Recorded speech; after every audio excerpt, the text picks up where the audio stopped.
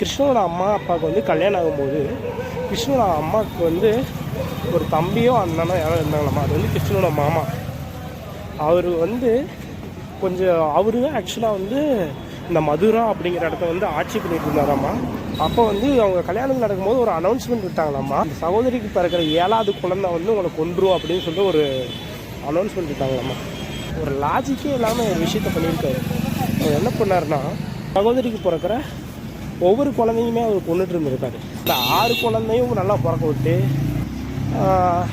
7வது குழந்தைக்கு நீயே உன் தங்கச்சி சொல்லி போதுமா அப்படின்னு சொல்லி நீயே உன் தங்கச்சியை வந்து கன்வின்ஸ் பண்ணியிருக்கலாம். அந்த பற்றி 6 குழந்தைக்கு கொண்டுட்டா 7வது குழந்தைங்க இவங்க அப்பா வேகமாக கொண்டு போய் அவர் ஃப்ரெண்டோட வீட்டில் விட்டு வளர விட்டாராம்மா. அந்த ஃப்ரெண்டோட வீட்டில் வளர்ந்த அந்த கிறிஸ்டர் தான் 15வது வயசில் வந்து மாமாவை போட்டு தள்ளிட்டு டேக் ஓவர் பண்ணிட்டாரு.